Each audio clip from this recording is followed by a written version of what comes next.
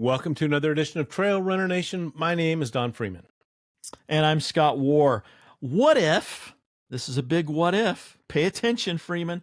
What if the secret to becoming a stronger, injury-free runner isn't pushing any harder, but actually moving smarter? Today we're joined by Samuel Stow.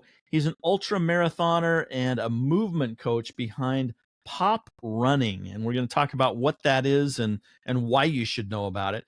He also has a degree in aerospace engineering, which I assume gives him the analytical perspective on how things move. Sam's method helps runners and walkers alike reconnect with their core, activate their glutes, and find flow through biomechanics, breath, and mindfulness. Boy, all of those just struck a chord with me. We'll explain. Sorry, Ryan. We'll explore why pain-free, efficient movement is more about awareness than intensity, and how simple changes in our posture and our breathing can unlock a whole new experience on the trail. Samuel, thank you for joining us from the land down under. He's from Brisbane, Australia, and he got up really early to join us on this episode. I'm curious, after I've done some reading of some of the material that you sent over, you say that running shouldn't feel hard, but most of us wear our suffering. I mean, all of us. That's one of the badges we wear as ultra runners is we suffer, right? But what made you question that and said, instead of wearing the badge of suffering or no pain, no gain, and start following this flow state instead of the fatigue state? What made you think about that and analyze that? I guess I've always been a pretty relaxed kind of guy, and the more I got into ultra running, so I started ultra running in 2017, and the first ultra I did was the North Face 50 in San Francisco. Oh, yeah. Yeah, which was a great race, and yeah, my coach Megan Roach at the time, and she that was her first 50 mile, and she smashed it, and she passed me, and the yeah, I think like the first time that I did an ultra, and when I got into trail racing, I was just like, this is actually really, really hard, and I wasn't really like enamored with how hard it was. And I guess as I've gotten more and more experienced with it, I've learned to kind of relax more, and found that from as you mentioned, like with my sort of background, I like to optimize things. So the more I've been able to optimize my movement, the less pain I have, and the more I can be relaxed and, with the breathing and so on, then, the easier the whole thing becomes. And then that's obviously a good outcome. Boy, Samuel, I hope that you have a week here with us because I could talk to you that long about this topic. I love it. Yeah, awesome. At what point, kind of compare and contrast the day that 50 mile, that North Face 50, the hardness and that mindset, to a spot that you started working towards flow and it became a little easier. Compare and contrast those two runs. Yeah, for sure. That's a really good one. I think like, okay, the best run that I've had recently, that really has sort of put everything together for me, was 100K in the mountains here in Australia. And that was a really good experience. But in terms of contrasting them, the first one, the 50 mile, I went out quite hard and, obviously was quite bullish. I was pretty fit. And that's a very competitive race. So there's lots of people to race against. And I got carried away with everybody and hadn't run that far before. And it was about 25 miles or so in. You get to the top of that drop into, is it Stinson's Beach, I think? Yeah. There's that long descent that's on the Dipsy Trail, and I just completely blown up by that point, and I couldn't run anymore, and I got passed by the lead females, and including Megan, and I got into Stinson's Beach, and I was like, shy, like this is hard. Like, what am I going to do now? But fortunately for me, like, so I was just like hobbling, and I didn't really have very good nutrition. But fortunately, a friend picked me up at Stinson Beach, and he kind of, got me to eat, and we just walked for a bit, and you know, I had still a positive mindset, but it was just like a very much like a low point, and but eventually came back, But then comparing that to more recently, so it was called the Buffalo Stampede 100K, and it runs from a mountain town called Bright up to the top of a mountain called Mount Buffalo, and you get 5,500 meters of total gain across the thing, so that's like nearly 17,000 feet or so, and yeah, like the whole thing, like I was just obviously like running with some guys for a while, and just having a great time with them. And then I sort of, got to a point when we were climbing the mountain that one of the guys I was with just ran away. I couldn't keep up with him, and I was like, okay, I just need to chill here. And yeah, just once I got to the top, well, there's a plateau, and running across the Alpine, I was just like really loving the environment. And I'd obviously worked a lot on my movement, my breathing, and everything. And just was able to really enjoy the whole thing from start to finish and feel really strong all the way through. So, yeah. So Samuel, I have one follow up, and then I'll acknowledge that I do have a co-host on here, and I should be be properly to let him ask questions too. So take all the knowledge that you had at this Buffalo Stampede, take that brain and that mindset, and bring it back into that first timer at the 50-mile run here in San Francisco at the North Face. Do you think with that brain today, you could have navigated that naive runner with that fitness level successfully through that run? Yeah, I think if like me now had coached me back then I would have like, one, got me moving better so that I was stronger and more resilient. Two, learned how to kind of keep myself calm. And then I think one thing that would have been hard to take out is the young ego and like wanting to chase everybody. So I think the experience piece of like not chasing everyone at the start and getting that nutrition, I think I would have been able to help him with the nutrition. I would have made a big difference, but not necessarily fixed everything. Do you know? Yeah, so that's what we did with this brain transplant, and I think we all can do that. Looking back in our younger days or our future days, Yeah. and kind of move that brain, move that body around a little bit, and to see how would that performance would have improved. Maybe it wasn't my fitness as much as my decisions. Yeah, that's a bit of everything, I think. Yeah, Scott. I'm curious, Samuel.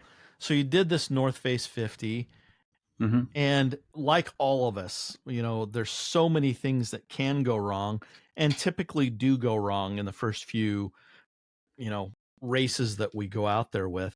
What made you? I mean, there's nutrition, there's fitness, there's the mental side. What made you focus your career, and now, with pop running, what made you focus on movement and correct movement patterns? Why did you think that was important for us versus all the other things that could go wrong? Yeah, well, I guess it's foundational, like if you don't get this bit right, then nothing else is possible for many people. Like a lot of people, they want to get into running and it's just painful, and they're like, well, why would I do that? It's not fun in any way, so they don't get to the next step, literally. So I think, and for me, I'd seen the difference it had made for me, because I have improved my running from almost the beginning. Like 2009, I found chi running. I'm sure you're aware of chi running. Yeah. And that made a big difference to me. Like I improved my running significantly. So I'd always had this awareness, and having that biomechanical sort of analytical mindset, I'd always kind of wanted to optimize myself more and more. And even back in 2017, I did another chi running workshop, but I kind of like plateaued, and I was like, well, I seem to have hit a wall here. I can't go any faster. And it wasn't because of injury. It was like, I want to go faster, but my legs aren't kind of propelling me enough. So that's when I went back to the drawing board a little bit, and I got into barefoot running. And I've always just kind of like wanting to bit more and more out of myself, given time constraints. Like obviously pro runners can go and run 200 plus kilometers a week and get better that way, but I didn't have that luxury. And I'm also, always more of a sharer. Like as soon as I learned these things, I wanted to teach other people and show them that there's a better way. And I'd always got really positive feedback from people about the impact of that. So yeah, just naturally progressed that way. Let's talk about one of the. Go ahead, Scott. I think we're down. We're talking. We're on the same wavelength, Don. Yeah, I would be interested. What are some of the biggest ahas or changes that you've made in your running movement? Whether it was with chi running or barefoot running, what have been some of the biggest changes that you've made that have been had a positive effect on your running? Yeah, well, starting with chi running was all, chi running does talk a lot about posture and a lot about like the lean and improving your cadence. So I did all that, and that was what made the difference for a long time. And so that was really positive, and got a lot out of that.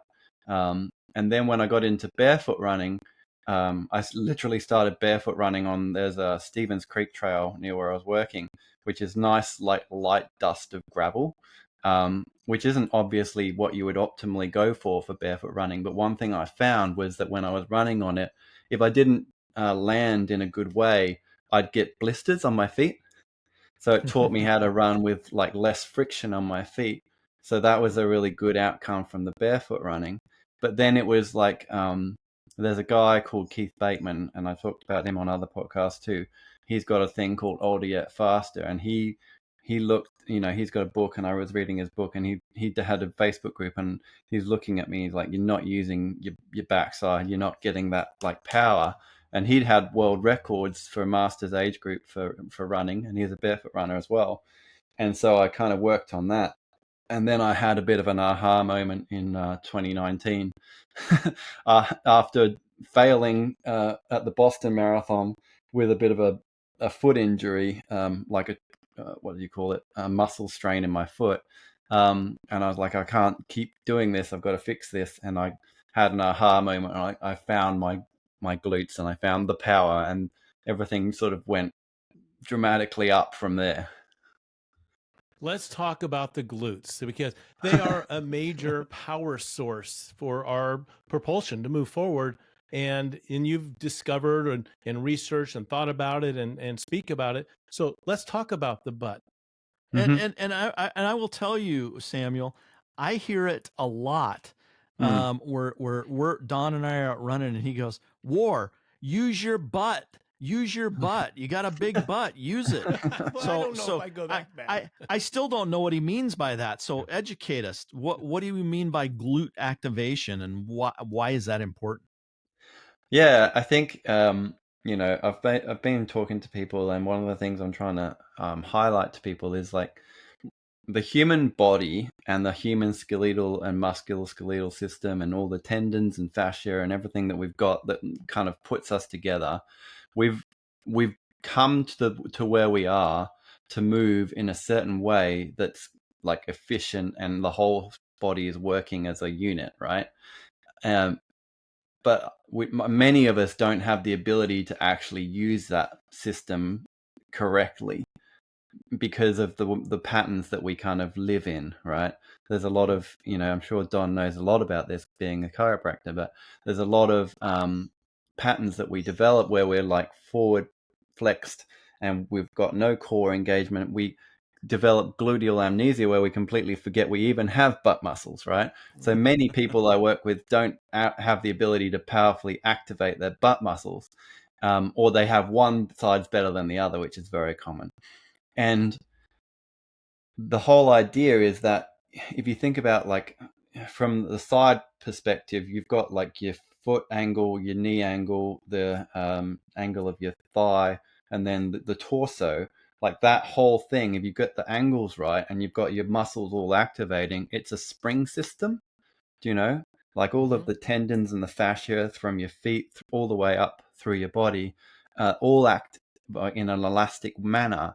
So you can actually kind of like use that whole thing as a synergistic, like energy transfer.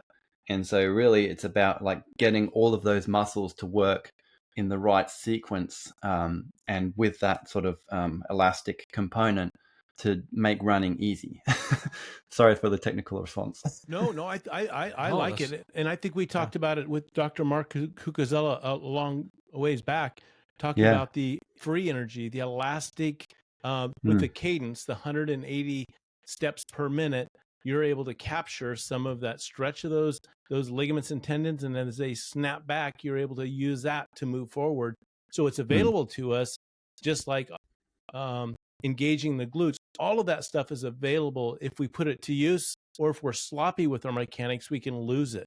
So being able to just to dial in to efficient movement patterns is a real gift if we study it and learn it. And that's what you've done. It looks like with your running, your pop running.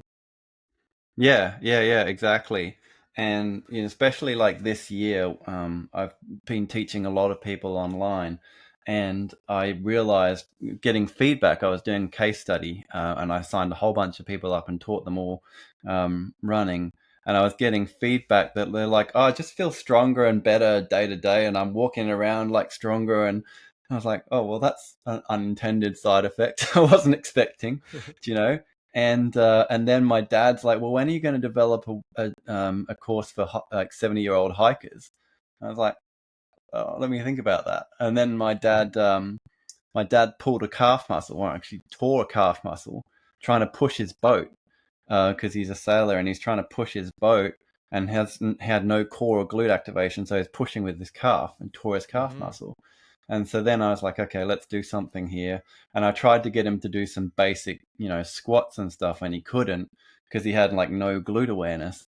I'm like, okay, we're going to go back a couple steps. And then I taught him how to get his glutes to work, and he spent some time fixing that. And then he did.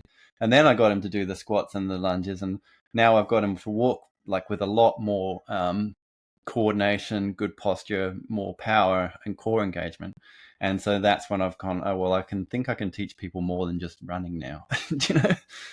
Yeah. So, I'm thinking pop running. Why did you name it pop running? Not because your dad's your pop, and not that you're acting as a pop, but tell us the origin of that name. Yeah, well, the pop running, that I created that in like 2019 when I was first starting to teach, and I wanted to share it. And I think it comes from, the idea of pop is it's like that explosive recoil, kind of like, you land on the ground, and if you've got that power and explosiveness, you pop back off the ground, So that's the idea, is it's that pop, which is that explosive recoil component that I'm aiming at. Yeah, so the opposite might be thud running. You hit the Yeah, ground, thunk and or that's it. thunk. Yeah, like Thunk. slap or Yeah. something bad. So Samuel, I'm really interested because now you got me worried that maybe I'm not activating my glutes. Okay. What if I was one of your clients, Yeah. and that's one of the advantages of having a podcast is I can be a client without paying you. What would you suggest? Where would I start to try to improve my glute activation and using them more for what they're made to be used for instead of just sitting on my butt? Yes. Yeah, well, I can send you my glute activation workshop. But basically, I would get you to firstly see if you can isolate your glutes, right? So it's probably harder to do sitting, but you can try. If you sit nice and straight, like nice and I'm upright, doing think it. about trying to suck your belly in towards your spine, like lift your pelvis up a little bit, and then see if you can like tense one butt muscle. Can you One side? on just one side? I think I can. Nice. And then the other side. That one's a little more difficult. Well, yeah, that's not uncommon. I think I'm left glute dominant. Yep. Oh, well, there you go. That's I often find that people have a lazy left glute, so you're different to most people. From what I'm my a southpaw gluter. Yeah, exactly. But Samuel, people get into habits of taking their first step up a stair with one or the other leg. we become into a pattern like that. So no surprise, one side might be a little bit stronger. Somebody right-handed, the right-handed because they use their right hand all the time, and they're stronger on that side. So these patterns seem to fit not only with running, but doing just daily activities with their upper extremities too. Yeah, yeah, and I often find when I'm working with people, they're like, I always get injured on one side, and then I'm assessing their glutes, and they're like, I can't get that one to do anything, you know? So it's like they're very closely related. That's like your glute on one side's not working, that's where you're going to get all your injuries. I was watching. So go ahead, Scott. Oh, go ahead. I was No, you watching first. some kind of coverage on Tiger Woods, and they say, "What's going on right now?" Tiger is one of his kind of his down spells, and he said, "I can't get my glutes activated," and that stayed with me. That comment has stayed with me that long, but I haven't never sorted it out and paying attention. Like Tiger knew about his glute activation. And Samuel's coming onto the show to talk about glute activation. That's good. You held on to that bit of data for this long? It's still there. It's bothering me. So, without giving out, all of your IP for free, I'm sitting here with my left glute activated, and I can't activate my right one quite as well. Why is that? And what's a simple exercise that I can do to improve that right glute? Do I need to get into the gym and do deadlifts or squats or what? No, and that's the thing is like the things that everyone loves to do are not necessarily the first thing that you should do.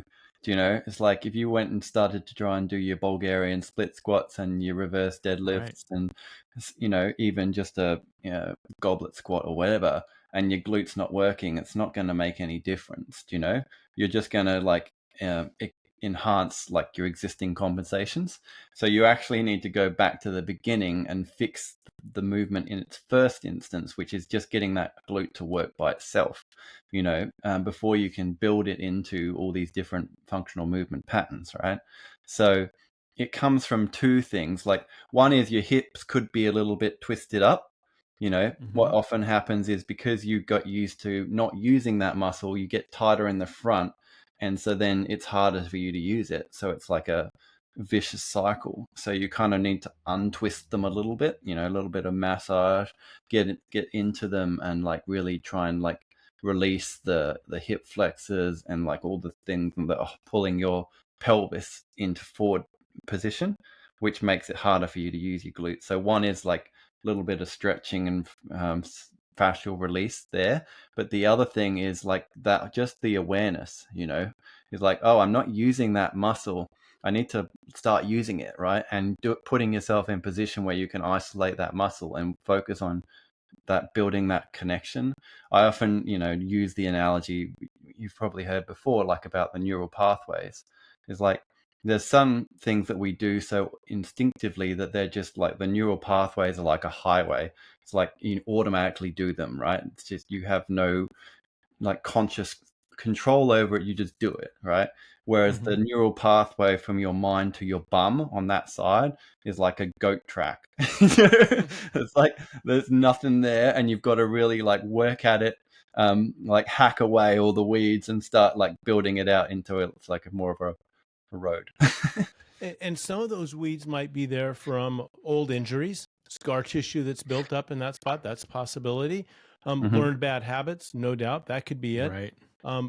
But it also leads to more injuries. You want balance on each side, and if you have one side that's tight, you've got another side that's working harder. That symmetry, that balance is the key to an efficient system.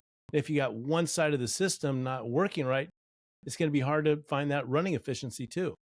So I like where you're going with this.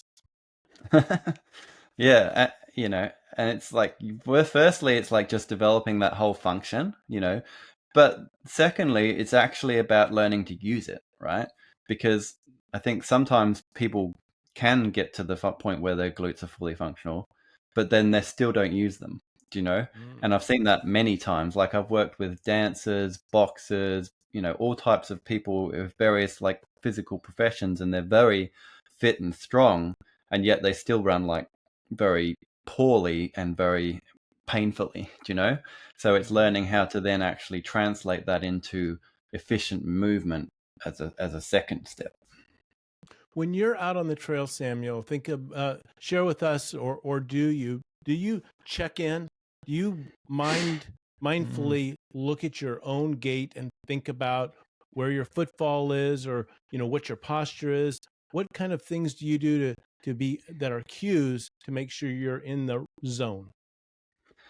Yeah, well, I think I've built the highways up pretty strong. So, Good. because I've been training people doing this, it's kind of like what I think about and do most of the time.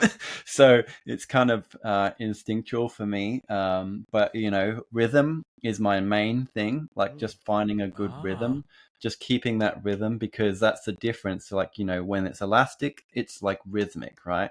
But when you don't have any elasticness, elasticity, then you just like thud thud thud, there's no rhythm, and it's just bleh. So keeping a good rhythm, I love listening to kind of just rhythmic music, sometimes, not always.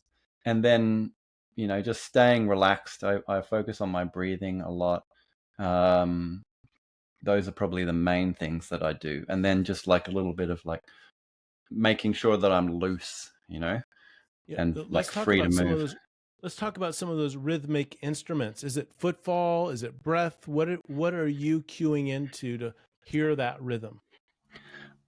Yeah, it's like literally it's my in my body, in my glutes, like in my whole that spring system that I described.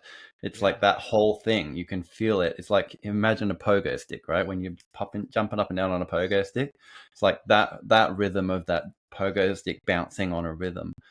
So it's, I think there's been always, that's probably the biggest disservice we've done to ourselves, as a sort of culture, is that focus on foot strike. Like, I think that it's took us down a bad path from a injury perspective. It helped take the load out of our knees, but now everyone's got Achilles problems and calf problems and feet problems because they've just yeah, put the load in their lower legs instead, rather than fixing the core issue, which is ironically the core. yeah. So I went with the obvious too. The two big instruments, footfall, you can hear that, and breathing, you can hear that. But you're saying there's rhythm throughout the entire body. It's the shoulder rotating, the hip rotating, the knee bending. All of that is your entire orchestra that you're listening to. So you tune into everything. Yeah, I've done personality studies. I'm a very global thinker, not very Uh, good on the details. So I like to just think about things as a whole system rather than, specifics. yeah. So I'm curious, back to Don telling me that I need to use my glutes more. I have no idea what that looks like. If I'm looking at a video of myself run, or if I'm looking at Don running or another runner running, what tips you off to the awareness, or is it something that I can be self-aware of, or is there something that I can look at that tips you off to say, hey, they're not using their glutes efficiently? Good. Yeah, I think self-awareness is really important. So like if Yeah. you were to do any of my stuff, you would become more aware of what you are and aren't doing. And that's how I teach people. People are like, "Can you look at me running and tell me what to do differently?" I'm like, "No, let's just fix how you feel in your body so you can feel the things Oh, working the right way, and then you'll fix yourself, because it's like the way you move and the way you run aren't different. If your body isn't moving in the right way day to day, then the way you're running is going to be an extension of that. But if I was going to diagnose you by looking at you, I would be looking at your vertical oscillation and your hip extension, right? Because what you always see, like I've drawn this picture before, but if you think about like an old man when on a mhm. Zimmer frame, he's always forward flexed, like very hunched over, holding on, and he's just like dragging his feet out in front of him, moving forward, dragging his foot out in front, moving forward. It's like a lesser version of that when you're running. You're kind of just like putting your feet out in front of moving forward. And like, people also get that misconception that vertical oscillation is bad. So they're trying to like take away the up and down. So it's just, shuffling forward using dragging your legs. Mhm. So I've been sitting here for about 15 minutes, and I don't know if you've been noticing that I've been trying to flex my right glute muscle for the last 15 minutes. Not at all, And which is I great. and and I think I'm getting better at it, but I'm There you still go. not great. I'm still not great at it. Well, if you can make a And difference in 15 minutes just sitting here talking to us, then that's a pretty good sign, right? I need to be listening to what you're saying instead of focus on my butt. But Don and I are going for a run tomorrow. We're going for a run tomorrow, Oh, yeah, right, Don? that's right. Yeah. Yeah, we're going for a run tomorrow, and I am going to focus on my glute muscles, especially this right glute muscle. It is the I'm just trying to think, what kind of things can I be self-aware of or be thinking of to activate both glute muscles, but especially that one that obviously The is lazy not one. activating The lazy properly. one. The lazy butt. The lazy butt. Well, Is you there know, something that I can focus on or think about? potentially, yeah. I think, it's like thinking about trying to keep your hips level and get that extension as you Oh, drive back, and keeping your core engaged, those types of things. But I think as well, if you want to fix it properly, it's you kind of got to start at the beginning. Like I think everyone wants like a quick fix, and mm-hmm. really we're talking about movement patterns that are going to be fundamental to your life long term. So if you can fix them fundamentally, they're going to improve your longevity and your physical, ness, like how you feel in your body as you age. And so that's worth fixing, So from my Right. perspective, it's learning like how to do like, so this whole functional step thing that I've created is kind of like just helping people understand how they can walk and move themselves through like efficient propulsion using their whole body. So it's learning how to do really like the first thing is, well, obviously squat, but then like reverse lunge and keep your glutes on, and then generating power in that position and then moving forward. So really, I would be doing those things, right, to make sure that you can Okay. do that fundamentally. Then when you walk, you feel it. Then when you run, it just becomes a natural extension of that. So you're saying I can't fix it tomorrow. I Well, need to you be doing can. some I'm more sure you. Yeah. fundamental I mean, things yeah. that will eventually lead. The awareness in itself. I'm sure you can make positive changes, but I think one thing I do find is that people, they can't make them stick just through like these little quick fixes, because you've got to fix them from the fundamental level. Like you might be able to do it for a while, but then after say 2 hours of running, you'll be tired and you won't be able to do it anymore. Rest assured, Scott, I'll be checking your butt out tomorrow on the run and letting you know how you're doing. Yeah, just get Don to I'm put his always hand on I'm your all butt every now and then. I'm always worried about that, Don. Hey, you talk about about nasal breathing. Breathing's another big piece, and I'd like to learn something about why Yeah. nasal breathing. What are your thoughts on breathing while running?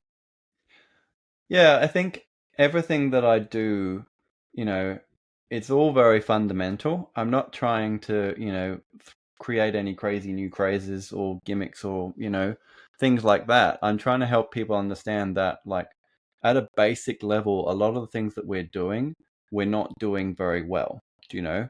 Like, Mm-hmm. this idea of dysfunction is something that is prevalent across our whole society, and that's why there's such a high incidence of injury and chronic illness, chronic stress, chronic fatigue, lots of chronic pain, all these things. And it all stems from like fundamentally not having a proper understanding of what is actually functional within our body. So Mm-hmm. this is an extension of the movement piece, right? And the breathing is a similar thing. So I've trained with a system called Oxygen Advantage by a guy called Patrick McKeown. He's Irish, and it's based on a previous iteration from a guy called Buteyko, who is Eastern European. And it's all about learning to breathe functionally, right? And the idea of breathing functionally is using your whole breathing system, breathing apparatus, which includes your diaphragm, right? Mm-hmm. Because you probably hear people talk about when they start running, they get out of breath quickly, and then they can also get stressed and anxious, and it's a symptom of shallow breathing, right? because if you think about like a pant, it's like that shallow chest breathing, it stimulates a stress response and makes you more anxious. It also doesn't get oxygen into you, and it just is not a good place to go. So the idea of functional breathing is that you breathe deeply into your diaphragm, so you get like good oxygen availability into all of the passages. But then more importantly, you are breathing with a controlled rhythm, so you can exhale longer, and that long exhale actually stimulates your vagus nerve, which actually creates a relaxation response. So but nasal breathing is the most effective way to do that, because it's sort of built in. When you breathe through your nose, you automatically tend to go deeper, I find. And also your nose has got lots of other benefits when it comes to breathing, like humidification, like taking out dust particles, all these different things. Like, we're not made to breathe through our mouths, we're made to eat with our mouths and breathe through our nose. Right. But you can still breathe diaphragmatically through your mouth. It just takes a bit more work, and usually you want to sort of like purse your lips a bit so you don't have such a big thing, No, I think that filling up and optimizing what lung capacity we have is real smart. The more oxygen we get in, the more oxygen is available. So why do short breaths? That's very, that's naive. That's like saying I'm going to run, but I'm only going to take 6-inch steps. It's like, okay, but you could do more. So Yes. breathing should be the same way. Let's get as much oxygen into the red blood cell as we can. I mean, that's legalized doping right there. You can carry more oxygen just by taking a deep breath. Yeah, absolutely. Hey, Don, I'm curious. I know you've been doing some breathing techniques in your own personal life. What have you found? I mean, do you do nasal breathing? Do you think about your diaphragm? What's been good for you? Samuel, so he's talking about the Wim Hof breathing. So hyperventilation, and then exhale, and then hold and settle into that. So that's what Scott and I try to bring it up as often as I can, and now I've got Scott actually bringing it up for me. Yeah. So you get to talk about it. I'm there. So thanks for asking. I just want to talk Scott. about it now, so you don't have to talk about it on our run tomorrow. So I'll be focused on your glutes tomorrow. But what I've learned about it is just taking deep breaths in, because I think about that process. Maybe that's why I said it, is I want to get oxygenate as much as I can. So that means fill up my lungs as much as I can. So I really focus on how much can my lungs contain, bring it all in and breathing out. And then I start thinking about the, I want to keep it there as long as I can. So I exhale with a little more rapid and inhale so I can keep all that oxygen in my lungs. So if I'm going to spend some time, I want to keep it in as long as I can, as I'm doing the 30 breaths or 40 breaths during that hyperventilation period. So you ask what I was thinking, Scott. That's kind of what I've been thinking, and I'm sure there's some parallels with actually out there running. Yeah, so Wim Hof, I do Wim Hof too. I love it. And the Wim Hof breathing method is all about hyperventilation initially, right? And the idea of that is it actually creates a stress response, but you're also like saturating your body with oxygen. So you change the balance in your body, like you completely depleting the carbon dioxide, and you do get a bit high from it. And I love doing it because of that, But then you kind of hold your breath, right? And it gives you a chance to balance again, because burning the oxygen generates carbon dioxide. So you build back carbon dioxide in your body. And like the not breathing piece enables you to, I don't know what the exact sort of mental response to it is, but you kind of end up feeling pretty chill, which is cool. And then when you do the last bit, you like push, like, so you do a big inhale, and then you hold it and you push all the oxygen up to your brain, and it gives you a very good sensation, especially when you do like 4 rounds or whatever. But one thing I would say with the controlled breathing, especially when running, is holding it is good, because you're building the carbon dioxide up, and so there's this thing called the Bohr response. I can't Bohr something or another. Anyway, the idea is that the carbon dioxide in your system is what causes the red blood cells to release oxygen, or the hemoglobin, to release oxygen into your muscles. So you need the carbon dioxide to actually generate the mechanism of getting the oxygen into your muscles. So that's good. So holding it in is good. But then the other thing that you're probably missing is the exhale. Like a long exhale is better because that creates that relaxation response, which enables your digestion to work better and stuff too. So if you do everything more controlled, so like breathe, hold, breathe out nice and slow, then that probably give you the best outcome. I love it. You are more experienced than me. I'm getting into it and open to some of the things that I thought earlier have been dismissed, and I'm on to different things. And so you know, as you practice these things, it's a learning process, and that's half the fun for me. Oh, 100%. Yes, good. So I was thinking about this. If I was training, I'm at low altitude and I want to go to high altitude. Do you think doing this Wim Hof breathing that I would actually produce more red blood cells because my body sees this as something that Don does on a regular basis, and we're to try to prevent him from hurting himself, we're going to have to produce more red blood cells. Any thought on that, or did I have some hallucination during one of those euphoric moments without oxygen? I don't know that Wim Hof would help you produce more red blood cells. Right. I know that like the oxygen advantage stuff, it's actually kind of the opposite, you know? So what we're training with that type of training is actually getting used to having less oxygen. So, or using oxygen better by having more carbon dioxide, I should say. Right. So you're getting used to having more carbon dioxide. So the idea when we get breathless, it's because, when we feel like a strong need to breathe, it's because we've got an excess buildup of carbon dioxide, and that's what triggers the need to breathe. So you can train through like lower oxygen availability and through breath holding and slower breathing, your tolerance to carbon dioxide, which means that you can process oxygen more efficiently. So that type of training would be beneficial for altitude, even though it's not the same thing. Thank you. So as we get into running, and I'm thinking back, I can't remember who even I got this idea from, but they were saying, you know, to get into a slow mitochondria producing state, breathe in and out of your nose as you're running, and that means you're not going too fast. Yes. As you're talking about breathing and running, how should we be? Should we be nasal breathing, or should we be mouth breathing as we're running? What do you suggest? Yeah, well, I think it's all related to the same thing for me, which is trying to get people to understand that slowing down and focusing on quality of movement, quality of breathing, and then also you can talk about quality of thinking. Like all of these things, you need to train them at this lower intensity, right? Because if you go and start like going to try and break your 5K BB and you're trying to improve your movement and your breathing at the same time, it's not going to happen because your body is too stressed and you're trying to get the most out of it, and it's only going to resort to what it knows how to do best.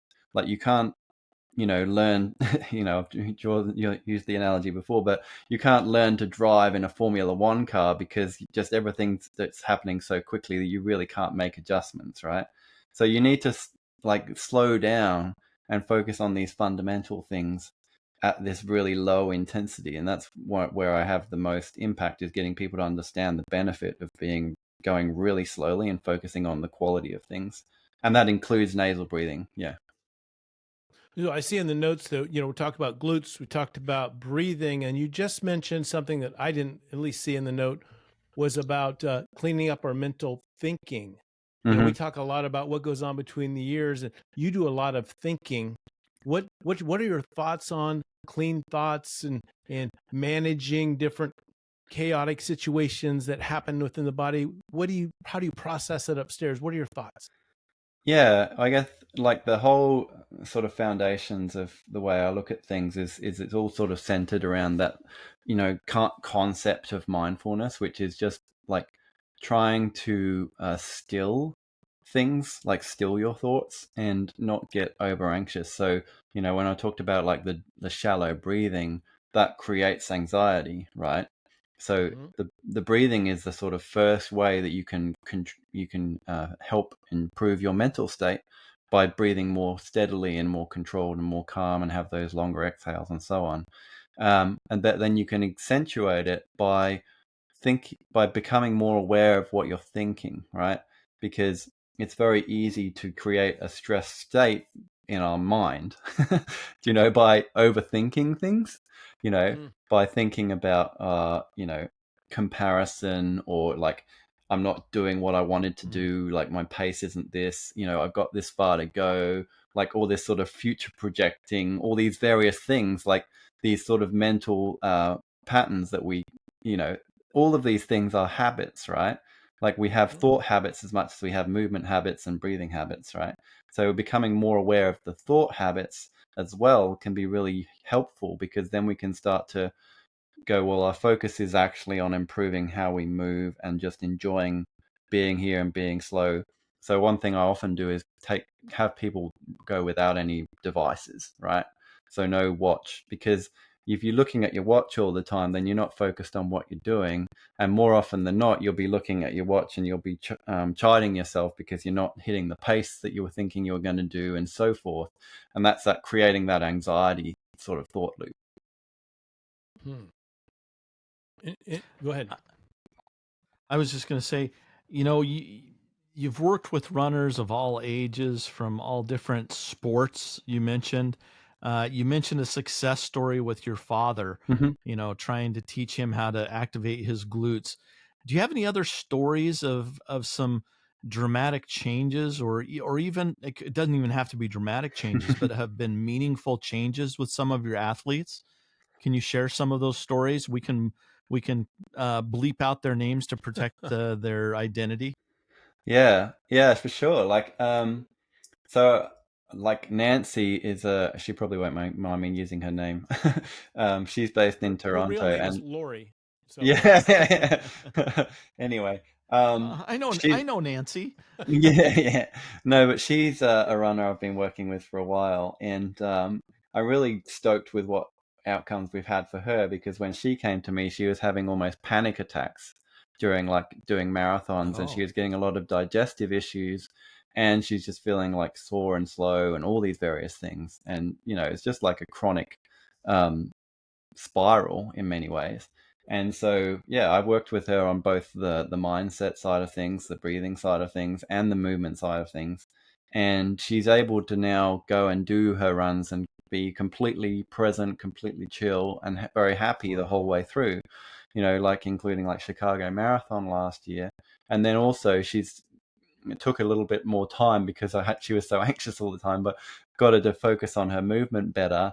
And like, she feels like a lot stronger running up hills, and she's just like feeling a lot more centered, and yeah, lots of good things. So that's kind of like the ultimate outcome that I like seeing.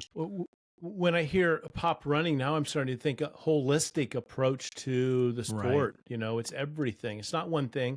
It's just not Scott's right glute that's lazy. He's got to work on his breathing and his mind. We got to get that in shape too. So you need to go through the whole program, Scott. Yeah, happily sign you up, Scott. And it sounds like all of this is interdependent on each other. So well, it's not necessarily. Yes, it's all related. Yeah, absolutely. Like the weakest link in the chain. I mean, you want to sabotage a good performance. Any one of those things could take you down. Yeah, and I was thinking about it before we started recording. I was just thinking about, obviously the people who I look up to in the sport, the top performers. If you talk about like Jim Walmsley and Tom Evans and Killian Jornet, and these are the guys who I kind of look up to. Like, they make it look easy, everything looks really effortless, and they're very kind of happy, chill guys, and I think that's like the example that I want to set as well, is just like everything should be easy and enjoyable, and we should be relaxed and having a good time. Like, that's the outcome we're looking for.